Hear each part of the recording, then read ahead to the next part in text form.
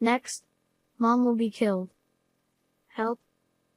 Late at night in the pouring rain, my 10-year-old grandson came running into our house, his body covered in scratches. I tried to ask him what had happened, but he seemed distraught and had no idea what was going on. He just shouted, Stop, Dad. Save Mom. I knew that something terrible must have happened, but I didn't know what to do, and I was at a loss. That's when it happened. Absolutely and no. My husband interrupted my grandson's words, who was trying his best to appeal to us, and yelled at him. Hearing his cold words, my grandson suddenly started laughing out loud the next moment. My husband Harrison and I are a retired couple who have taken a break from work and childrearing to relax in our retirement years. Our daughter has married far away and our son has started his own family near my house. My son Jackson is an employee of a prestigious trading company, and my daughter-in-law Nancy is a housewife. My grandson Kenny is 10 years old, a little frail but studious and intelligent. Both our son and his wife and our daughter and her husband have no relational problems, and I spend my days with my quiet husband, taking occasional trips and taking care of our grandson, which is the ideal retirement for me. So I have nothing to complain about such a life. That's what I thought. Oh, Kenny, how did you get that bruise? Well, I fell down. One day when Jackson and his wife came to visit us as usual, I noticed a large bruise on my grandson's arm. Where did you say you fell? I forgot. When Kenny answered bluntly, he turned away from me and began to concentrate on his reading. I wondered if he had fallen down while playing, and I suddenly wondered. Come to think of it, when was the last time I played outside with him? My grandson, who was an indoor person by nature, spent his time reading books and solving problem books when he came to our house. That in itself was not a problem, but it seemed to me that his enthusiasm for studying was a little too strong. From this time on, the bruises on his body increased every time I saw him. I became concerned and asked Kenny many times, but the answer was always the same: he fell, bumped it, or forgot it, and usually one of those answers would come back. I wondered if my grandson, who rarely plays outside, could have such frequent physical injuries. But after a few repetitions, I found out something. Whenever I asked him about his injuries, he would always ask how Nancy was doing at his side. I didn't notice it at first because it was really only for a moment, but sure enough, my grandson was making some kind of eye contact with my daughter-in-law. Could he really be hiding something from me? I decided to ask Nancy to go out and talk with him alone. Nancy, I have a favor to ask you. I want to give Kenny something as a reward for studying hard, but I don't know what kind of things he likes. Can you buy him something with this? Saying this, I gave her 2 $100 bills. Oh, but is it okay? Such a large amount? That's okay. Keep the change. It's for letting me see my grandson all the time. Keep it. But don't tell my son. Thank you very much. I'm off then. I checked on Nancy, who smiled demurely and went off to do some shopping, and I walked up to my grandson. Kenny, why do you study so much? Because I want to get 100 points. I asked him as soon as I was alone with Kenny, and he answered without taking his eyes off the book. If you get a perfect score, what will happen to you? If I do that, I'll be fine.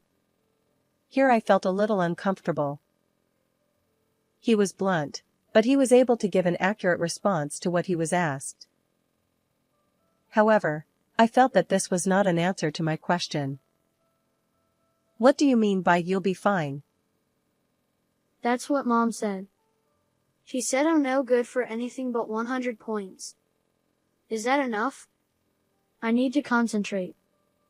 I guess he was getting tired of being asked so many times, because he looked at me with a grumpy look in his eyes. I thought he would not answer my question any further, so I quietly left the room. Hey Jackson, about Kenny, has he ever been like that before? What do you mean? I asked my son, who was relaxing in his room playing a game, about my grandson. Jackson often comes to our house with his wife and Kenny, but he usually stays in what used to be his room. Perhaps he wanted to temporarily abandon his role as Nancy's husband and father of his son and return to being a child. The reason he went out of his way to bring his family along may have been to show Kenny's face and show some filial piety. I thought he was a quiet boy to begin with, but isn't he a little too absorbed in his studies? Besides, he doesn't seem to be smiling much these days. Is that so? I don't think so. My son responded appropriately without stopping to play the game. You know what? Besides, isn't Kenny's body injured a lot these days? Really? I've been so busy with work that I haven't been paying attention to that kind of thing. I think Nancy knows better. I was so annoyed by his attitude as if it was someone else's problem, even though it was my own child, that I pulled the TV power cord out of the outlet. Ugh! What are you doing? I was just winning. We're having a serious discussion about Kenny's unnatural bruises, and you're more concerned about the game? How dare you, a father, shamelessly tell me that you don't know what's going on with your child and that I should ask your wife? Raising a child is not only a mother's job. Do you even realize that you have become a parent? I felt ashamed of him, even though he was my own son, and scolded him seriously. I'm a father. I work late every day to support my family, don't I? Nancy is a mother and a housewife, so it's natural for her to do everything for Kenny. It's a division of labor. I guess that's one way of putting it. I was a stay-at-home mom too, but your father cared about you and your sister. Don't you care about your own children? Wow, there it is. There are parents who push their own way of doing things. We're doing fine the way we're doing it. Don't tell me what to do. My son, who seemed to be very angry that I had lectured him, left the house quickly, leaving my grandson and his wife behind, saying only that he was going home. What was that? That's impossible. As I stood there stunned, the front door opened and Nancy returned with a box of donuts. Oh, Mom, what happened to Jackson? He drove off in the car. He looked kind of angry. Oh no, he drove off. What about the two of you? I'm sorry. It's because I had a fight with him. As Nancy helped me prepare donuts and drinks, I told her about my earlier conversation with my son and grandson. Then she looked depressed for some reason and apologized. It's my fault. I'm a mother and I didn't look after Kenny properly. Oh no. I'm not blaming you. Children can get hurt when they don't know they're being hurt. I didn't expect her to look at me so sadly, so I tried to calm her down, but Nancy's expression didn't change. Besides, why should a mother be the only one who has to know everything about her child nowadays? He doesn't care about Kenny at all. I really can't help it, oh. Suddenly, her wrist caught my eye, and my eyes were glued to it. It was summer and Nancy was wearing a long-sleeved cardigan, and she had a bruise on her arm just like my grandson. Perhaps noticing my gaze, she hurriedly withdrew her hand. I'll take this with me. There was something unnatural about Nancy as she gingerly walked out of the kitchen with the donuts and drinks, the unnatural scars on both of their bodies. And when I saw my grandson seeming overly concerned about his grades and my daughter-in-law panicking, I knew there was definitely something wrong. After that day, I began to actively visit my son and his wife at their home. Because of Jackson's bad mood, I decided that my visits would basically be during the weekdays when he was not around. Oh, Mom. Welcome. Hi, Nancy. I'm back from shopping. I got some ice cream. Is Kenny home yet? Yes, but he is studying right now. He has an achievement test coming up. Most of the time, it was only my daughter-in-law who greeted me, and my grandson stayed in his room for a long time. He said he was going to take an entrance exam for a private junior high school, and he is working hard for it now. Even after that, I could not see Kenny because the timing was not right for some reason, even though I visited him many times. Nancy also responds to me in a manner of speaking, but she always seems to be fidgety and restless. Maybe I was overthinking it, but I feel like I get the vibe that she wanted me to leave as soon as possible. I can't see my grandson's face, and my daughter-in-law doesn't really welcome me. However, I couldn't think of any concrete way to resolve this blur except to visit them frequently. Harrison, could you say something to Jackson for me? Nancy and Kenny seem to be in a lot of pain, and I have a feeling that it's Jackson's fault. I tried to talk to my husband about it, but he didn't seem to want to talk about it, and would either let the subject drop or leave the room without saying a word. It is like talking to a wall. So I stopped coming by their house as much. Finally, we stopped communicating with each other for about a week. My son never called me back, and I wondered if I had gone too far. But I'm still worried about leaving them alone. If my daughter-in-law and my grandson were having second thoughts about my son, I wanted to do something about it. But I didn't realize at the time that the situation was far more serious than I had thought and had reached a point where I could no longer handle it on my own. Around midnight of the day, I fell asleep, thinking that I would go back to see Kenny and his family tomorrow with a souvenir. Suddenly, the doorbell rang repeatedly, startling me awake. I rushed to answer the door to see what was going on, but it was my grandson who was there. What is it?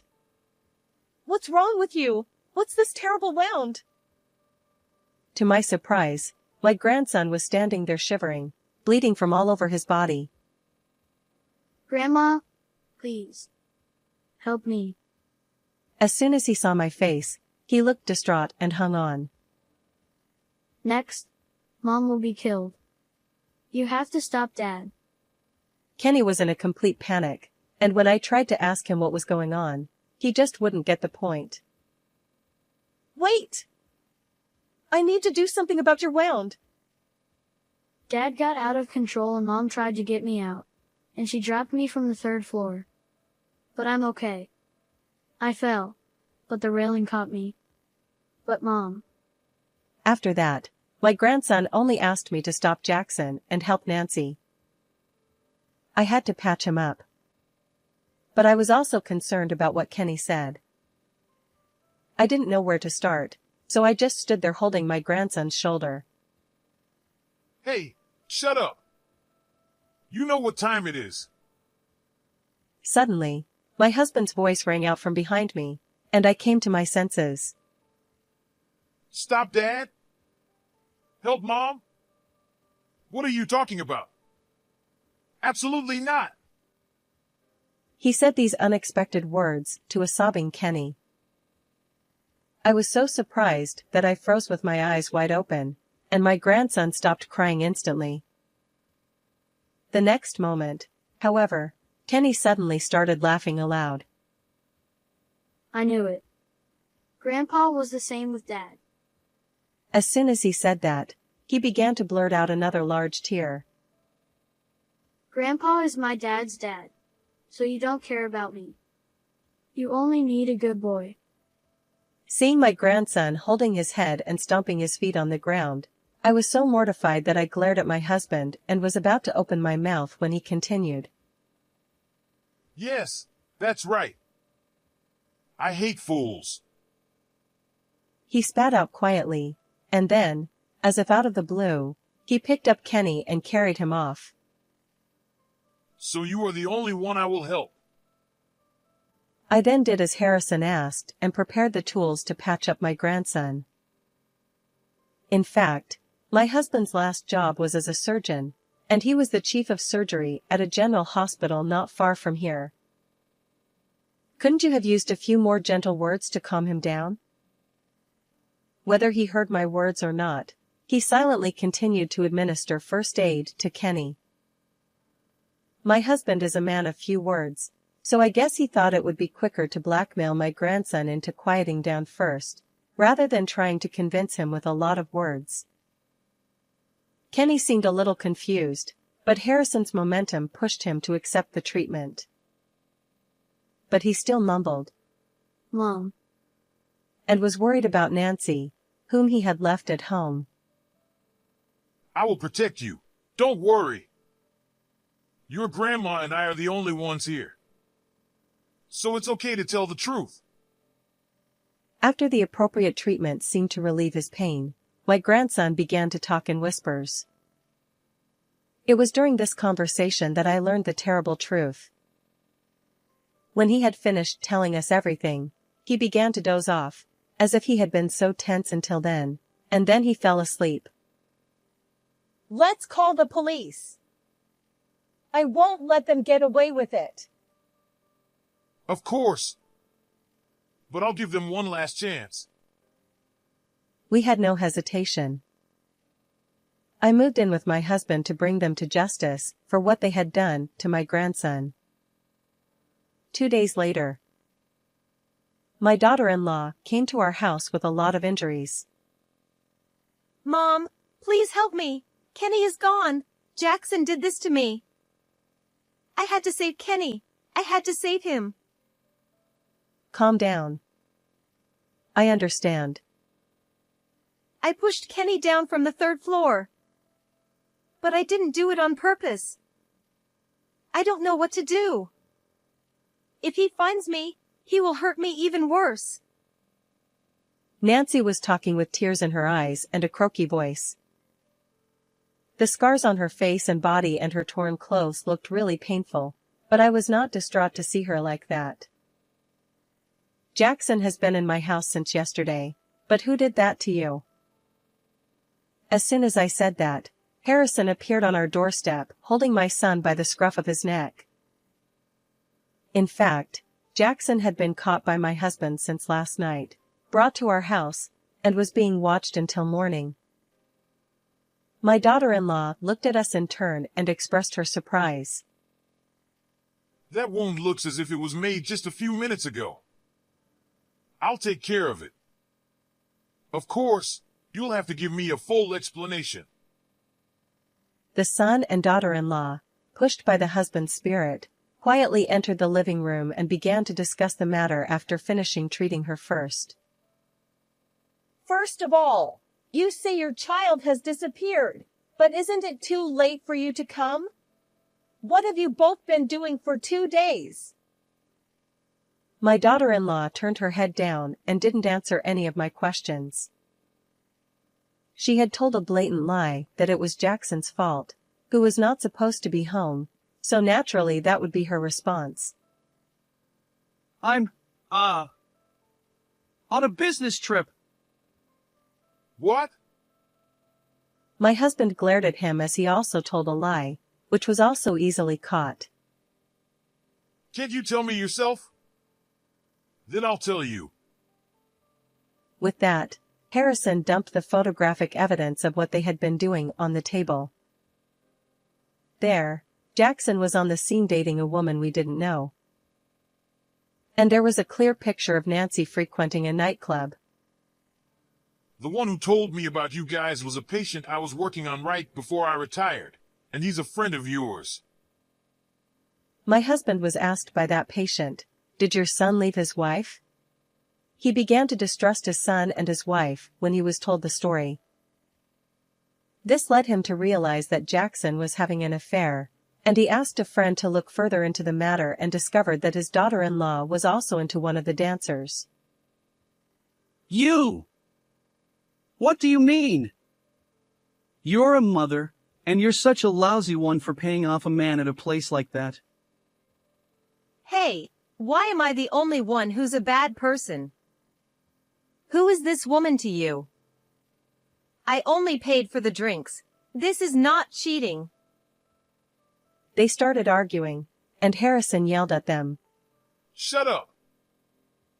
She covered her face with her hands and started to cry.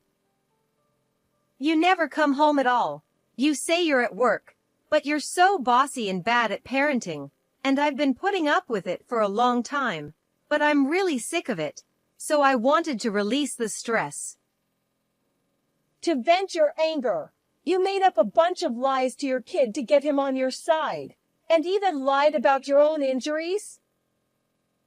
When I said this with a cold look in my eyes, Nancy stopped crying instantly. Kenny was scared that Mom was going to get beat up by Dad because he wasn't getting good grades. Nah. I didn't do that. My son was telling the truth, and as proof, my grandson told me that he had never actually seen Jackson harm her. So who was telling him that? When I asked him, he said his mom told him so. First of all, Kenny said he was worried about his parents, but now his dad is having an affair. His mom is playing with a guy, and I feel sorry for him. But Kenny is actually injured. About that, this is your account, right? I showed my daughter-in-law a certain social networking account. It's interesting. It's very popular among my friends. It's a good way to pass the time in my old age. I had no idea that my pastime would be useful in such a way. A wife who fights her husband's unreasonableness, a mother who defends her children by enduring her husband's cruel treatment. How admirable. What's that all about? What does that have to do with me? I was really stunned by Nancy's bad attitude. She wouldn't make eye contact with me and kept her mouth shut. His face is hidden, but that's Kenny, isn't it? The towel you see here is a custom-made towel, printed with a picture he drew. It was a gift from my husband and I. The photo submitting app had also posted photos of Kenny with bruises and other scars. In addition to words of encouragement from those who sympathized with her, it was also apparent that she had received some support money. The social networking sites are amazing. It's great that people can easily give and receive money to those they want to support with the touch of a button. No wonder so many young people are trying to do this. Sadly, it seems that there is no end to the number of people who post extreme content in an attempt to get attention, as long as they can make a story out of it. I never imagined that it would happen to my own people. You updated just a few minutes ago. Your clothes and hairstyle are the same as yours now. My husband beat me up again today. Jackson was so far away from home. I wonder if Jackson can hit someone from afar. I looked at my daughter-in-law, who looked down and gritted her teeth, and I was convinced that I had hit the nail on the head. Didn't you really know that my son was having an affair? Ah, I've been found out. Nancy suddenly burst out laughing so loudly that everyone present was startled. Her usual quiet self was gone, and it was as if she had changed. It's all your fault for the way you brought him up. She seemed to be getting desperate and began to blurt out a confession. She told the whole story, that my son had been cheating on her for a year, that she was fed up with his constant nagging about discipline and academic achievement even before her child started school, and that she had thoroughly played the role of a lovable mother who endured her husband's unreasonableness in front of her child. Daughter-in-law said, Kenny, as long as you study hard, you'll be fine. I don't care how much it hurts as long as it's for you. Nah, you know what? Jackson, thanks to me, Kenny has become a good, studious boy, just the way you like him. My son was shaking when Nancy spoke to him. She had injured her son to gain more supporters, and even disguised her own physical injuries as if they had been inflicted by her husband. I'm not going to do it just to end up getting beat up. I was going to use whatever I could get my hands on and play around with you and then leave you. Oh, what a shame. My daughter-in-law, with a mean smile on her face, turned away and said so. Wait a minute. Did you just say something usable? Don't tell me you're talking about Kenny. Are you saying that you used him as a tool to draw sympathy from others? So what? He's my child, so it's okay. Are you serious? Don't you know how much Kenny has been hurt by your selfishness? I tried my best to suppress my anger and slap them, but nothing seemed to be getting through. Jackson just shrugged and looked like he was about to cry. I'm sorry I can't sue him for injury, but your son is completely at fault for the affair. I'll ask him to pay alimony and divorce him. Nancy said with a sly smile on her face. My daughter-in-law said, I'm going to take Kenny with me. I gave birth to him, I raised him, and he is completely on my side. That's how I educated him. She seemed to think we were completely stupid. Then I wonder if Kenny will believe you when he hears this. When I pulled out a voice recorder from my pocket, which was in the process of recording, her face went from pale to white. You old hag. You're so sneaky. Her face immediately turned devilish and she jumped at me, but my husband restrained her with one hand. Next time you try to touch my wife, I'll break your arm. Nancy seemed to be terrified as he yelled at her while grabbing her hand, and she obeyed Harrison's order to sit down. We are responsible for raising Jackson, who was indifferent to raising children and became unfaithful to his wife. But my daughter-in-law's behavior was also not proper. As grandparents, I can't trust you with our grandson. I looked at them both nodding and said clearly, Did you push Kenny off the 3rd floor just to make a splash? It was your fault too, Jackson, because you neglected your family to begin with. My husband later told me that my face at that time was just like a demon. What else do you have to say? Here Harrison gave them one last chance. But such mercy was futile, and neither of them said a word of apology to Kenny. Your kid is gone, and you don't ask anything? The son and his wife finally looked up when the sighing husband said this to them. The wound was bad, but I only had to stop the bleeding and get a few stitches. There was nothing wrong with the bone. After we took our grandson to the hospital, we asked our daughter and her husband, who lived far away, to take care of him. He was not there, but neither Jackson nor Nancy had ever asked where their child was. It was obvious at that point that they only cared about themselves. I let you know about this, anyway. You were Kenny's parents. Well, maybe it doesn't matter to you. I'll make sure my son pays for the affair. But I'm going to submit this recording to the proper authorities as evidence. I'll fight for custody, too. Wait a minute. If you do that, I won't be able to see Kenny anymore. No way. What kind of mindset does she have to be grieving over the fact that she won't be able to see her child? Is it public opinion you're worried about? Or is it that you're so worried about not having anything to post on social networking sites? Harrison told her so, and she stared at us in frustration. Oh, you know what? I'm the victim, right? She was the one who hurt Kenny. My son, who had been silent the whole time, muttered something in a voice like a mosquito, but what was it with him and his wife? Of course you're just as guilty as her. Why don't you go and see your lover? Don't get involved with us anymore. I called the police. You two, you're going together. Jackson and Nancy, after we had said our last words to each of them, we had no choice but to kick them out of the house. A police car was already parked at our front door, ready to go at any moment. No, no, no, it's not right.